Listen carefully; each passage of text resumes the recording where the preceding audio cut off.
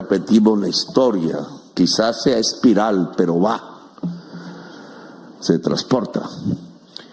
Y hoy por hoy, ahora, sería conveniente, si no, no seríamos buenos políticos, el ver cómo es el contexto de hoy, en qué ha cambiado y hacia dónde vamos. Y en esa medida creo que hay que examinar, y la organización popular de base debe hacerlo, lo que está aconteciendo en el mundo, porque nos va a implicar, nos va a influenciar, nos va a determinar en cierta forma, o hay que actuar sobre ese mundo que hoy estamos viviendo. Y en esa medida quiero, digamos, dejar en este auditorio algunas ideas, algunas impresiones que he tenido en los últimos tiempos. Yo sí creo, lo dije ahora en la mesa anterior, en la mesa de trabajo con algunos intelectuales, estamos viviendo los tiempos del colapso del capitalismo. Pensaban eso mismo los chilenos en 1972, pero indudablemente hoy podemos decirlo con certeza, no se estaba viviendo en aquel tiempo ningún colapso del capitalismo. Estaba mozo aún, tenía energías y fuerzas, y se impuso sobre sueños, sobre generaciones, quienes tuvieron que vivir el exilio, que yo no, pues lo sabrán mejor que yo, como el conjunto que acabo de tocar, cuya música escuchaba en aquel momento. Siempre me gustó más esta canción que acaba de pasar que todas las demás. No sé por qué, pero La Partida se llama, de Víctor Jara. Pero indudablemente era otro contexto. Lo que venía era serio, quizás. El sueño de una revolución que se estrelló. Las ideas de una sociedad que no fueron exactamente tales. Todo cambió, todo fluyó. Quizás muchos cambiaron de opinión, quizás terminaron apoyando lo que combatían. Siempre ocurre en toda sociedad. Pero al final era que el signo del cambio iba variando en el tiempo. Que las generaciones y las juventudes iban sintiendo otras músicas también, sin dejar de recordar, y que esas nuevas sensaciones iban marcando unos nuevos tiempos que cualquier revolucionario tiene que interpretar a guisa de volverse un artefacto del pasado, de la nostalgia. Y esos cambios indudablemente tienen que ver con el neoliberalismo. Ahí comenzó lo que llamaríamos el periodo neoliberal. No voy a meterme en sus vericuetos. Lo cierto es que dijo que la libertad del mercado nos llevaría a la felicidad. ¿Y a quién ha hablado de la felicidad? Eso dijo el neoliberalismo, que simplemente si dejábamos actuar el mercado, y Chile fue el ejemplo para todos los latinoamericanos y para buena parte del mundo, que si dejábamos libremente el mercado actuar, la gente sería más feliz y tendría más bienestar. Y yo me empecé a imaginar que Chile era un paraíso de la felicidad, años después, que aquí definitivamente se estaba mostrando que nosotros estábamos equivocados. Y nunca vine, así que nunca pude constatarlo. Pero el hecho de que ustedes hayan votado por Boric hace unos años significa que no era así. El hecho de un conjunto, entre otros, hablando de música, que empezó a sonar por ahí, lo llevé hace poco a Bogotá, igual que a Inti Illimani. Prisioneros, de pronto nos mostró que había una juventud que como que no estaba de acuerdo con ese principio de que la libertad de mercado lleva a la felicidad, y que subterráneo en otro tipo de juventudes, con otro tipo de instrumentos, quizás con otro tipo de sensibilidades, con otros tonos y melodías, aparecía que no era así, que no era cierto. Y quizás precursor. Lo cierto es que con el estallido social, el de ustedes, que estalló un poquito antes que el nuestro, casi al mismo tiempo, creo que fueron concomitantes, en América Latina empezó a aparecer algo que definitivamente nos decía que las cosas no estaban bien. Y las cosas no están bien ni en América Latina ni en el mundo. Y que nos estamos aproximando a unos tiempos, o ya los estamos viviendo, muy difíciles. No sé si mejores, más difíciles que aquellas dictaduras militares que aparecieron en esos años 70. Yo le tenía mucho susto a lo que veía por radio, oía por radio de la dictadura militar chilena. Pero resultamos nosotros metidos en una cosa peor. 60,000 desaparecidos, 200,000 muertos. Y no era por política, era por codicia. Y una sociedad que se desintegraba y que ya había sido cantada en palabras en los 100 años de soledad. 100 años de soledad es una sociedad que se mata a sí misma. En el propio centro de la belleza y de la exuberancia vital, los seres humanos nos matábamos, a veces por venganza, decía Gabriel García Márquez, muchísimas veces por simple y pura codicia. Algo así como la expresión del libre mercado en una sociedad latinoamericana a la sociedad colombiana. Luego no nos llevaba a la felicidad, como decía Balras y los teóricos de la economía moderna, sino que nos llevaba al cementerio. Y nosotros mismos decidimos que no. Y estallaron las juventudes, las mismas que yo veía con tatuajes y a veces criticaba, porque yo no tengo ninguno, eso no se usaba en mi época. Resultaron saliendo en multitudes a las calles durante un mes, durante 2 meses, durante casi 3 meses, haciéndose matar literalmente. ¿Por qué? Por dignidad. Ellos decían, porque simplemente queremos vivir. Y no podemos así como estamos.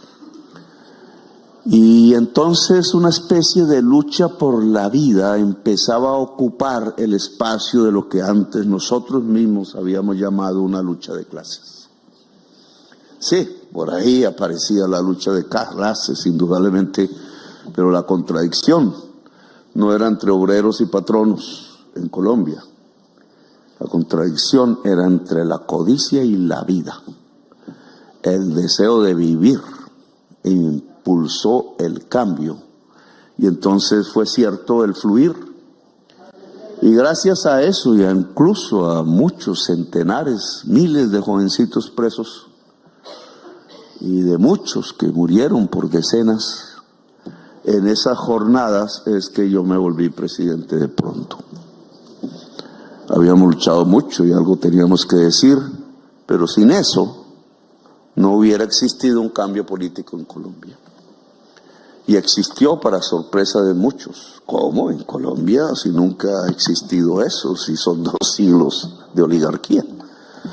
Si en Colombia es que se ha construido las políticas del arrodillamiento, de sujetarse a una diplomacia que no es la nuestra y que siempre iba quizás en forma de traición hacia el resto de los pueblos, que abrazaba a Pinochet en vez de abrazar a Allende.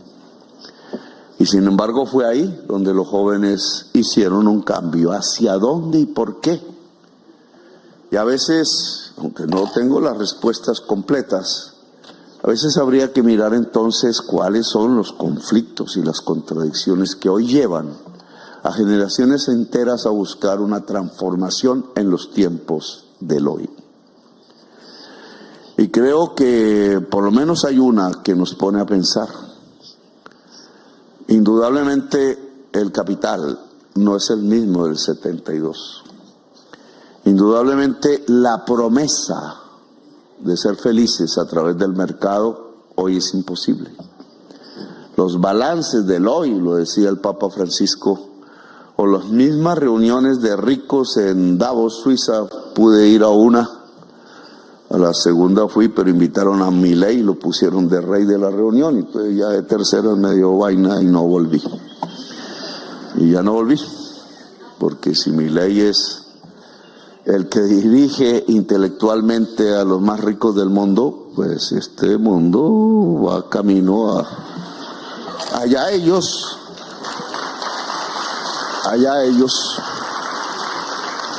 Lo cierto es que la primera en la que asistí me sorprendió que captaban una realidad que incluso la misma población aún no había captado. En eso se adelantaban. Hablaron, a ver si me recuerdo, de la multicrisis, y yo dije esa palabra, multicrisis. Y las mencionaron allí los más ricos del mundo. Incluso uno levantó una pancarta en protesta y decía, ¿y por qué no me cobran impuestos a mí? Un rebelde de los mega ricos.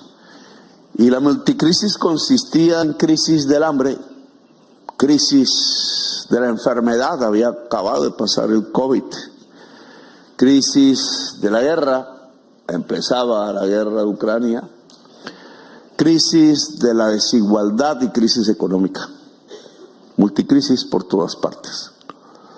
Pero la crisis real, en el fondo de todas ellas y determinando todas ellas, y lo mencionaron, es la crisis climática. Y de algunos años yo venía estudiando el tema a profundidad, porque la crisis climática es el hecho que destruye por completo el paradigma neoliberal. Porque si el paradigma neoliberal es la libertad de mercados, nos lleva hacia la felicidad y la maximización del bienestar humano, dice, y se demuestra matemáticamente. Es interesante la demostración matemática, es linda. Las curvas de indiferencia, entonces se mide la tangente y entonces la tangente tiene una ecuación. Si derivo a cero, llego, a ver si me acuerdo, si derivo por primera derivada, llego a un número, y si derivo por segunda, llego y la igualo a cero, llego al máximo.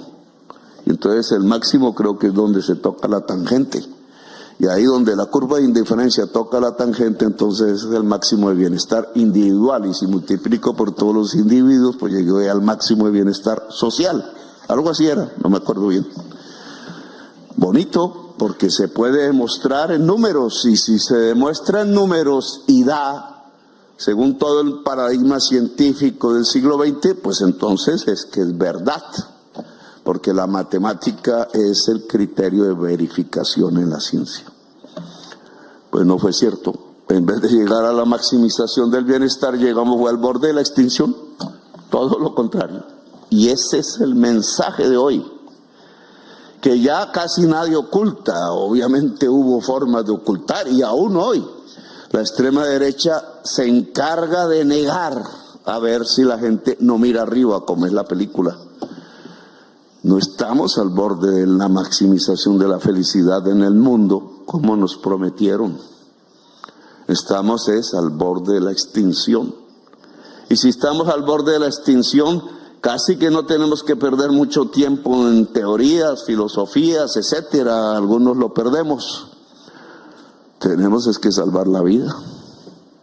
Y no solamente para nosotros, sino para nuestros hijos y para nuestros nietos. Y salvar la vida hoy, no solamente ir al mercado a ver si se consigue algo para sostenernos. No es saber si el empleo es un poco estable para garantizar el colegio o el arriendo o la atención médica. Garantizar la vida hoy es que el capital no domine más.